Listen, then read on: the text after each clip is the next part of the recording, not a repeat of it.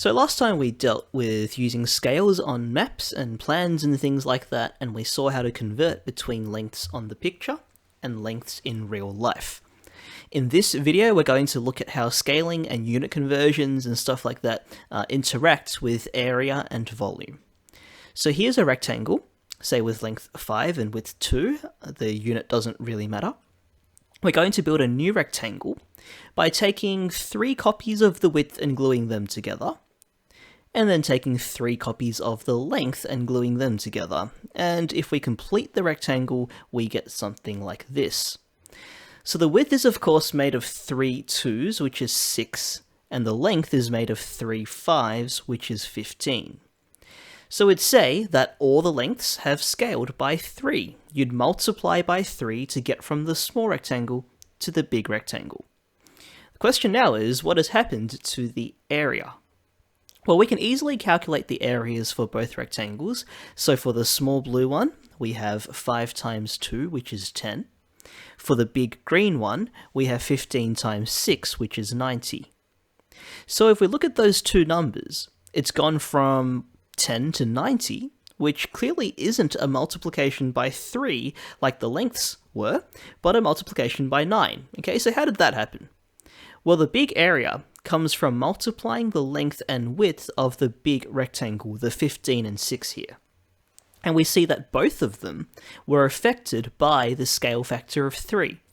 See, when 2 became 6, there's your first multiplication by 3. Then when 5 became 15, there's your second multiplication by 3. So when we say that lengths scale by 3, that applies to all lengths. And that's why when we move to look at areas, they always carry 2 dimensions of length, each of which get multiplied by 3. So by the time we calculate the area, we've actually multiplied by 3 twice. In other words, we've multiplied by 3 square, which is where the 9 came from. So if we have some sort of length scale factor, whether it's because of a scale on a map or because of unit conversions or whatever, make sure if we're working with areas, the scale factor or conversion factor gets squared. Okay, personally, I just prefer only ever converting lengths whenever I can, but occasionally a question is set up in such a way that you have no choice. Okay, in that case, make sure you don't miss this square in the area conversion. That's the thing that very often gets left out. Okay, so make sure you're aware of that, and whenever you're converting areas, you're squaring that conversion factor. Likewise though, if we move to 3D objects, say this box here, which is 2 meters by 3 meters by 4 meters, the volume in cubic meters would be 2 times 3 times 4, which would give us 24. But say now, we want the volume in cubic centimeters instead. Now, we all know that 1 meter is 100 centimeters, so that means if we look back at the measurements on the box, 2 meters is the same as 200 centimeters, 3 meters is the same as 300 centimeters, and 4 meters is the same as 400 centimeters. So by the time we work out volume back over on the right, it would be 200 times 300 times 400.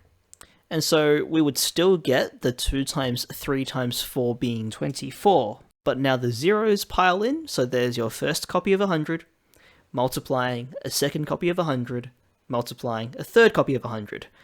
And by the time we've done all that, we've actually got 24 million cubic centimeters, not just 2400 or something. Okay, so the volume has actually multiplied not by 100, but by 1,000,000.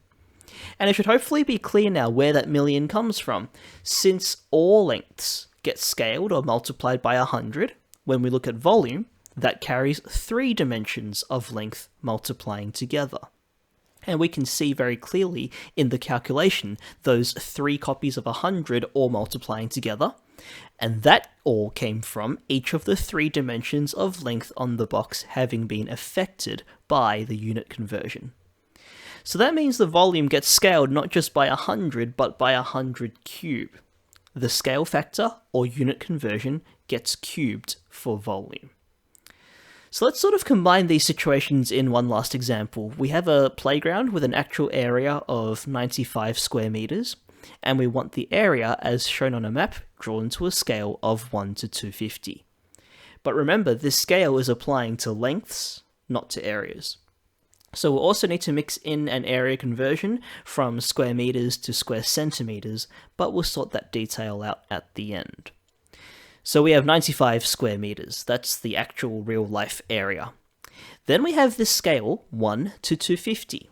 So that means to go backwards, to scale down to the map version here, we'd need to divide by not just 250, but 250 square because we're converting an area.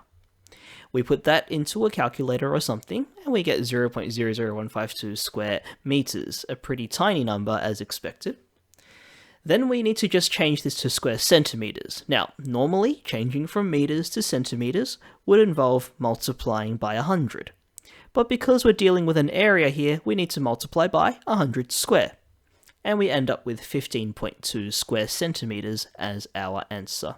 Okay, so that's how we deal with scaling areas and perhaps volumes, whether that's from a map scale or a unit conversion or any kind of stretch or conversion of that sort. We square the factor for areas and cube the factor for volumes. Okay, so that's all for this one. Thanks for watching. See you around.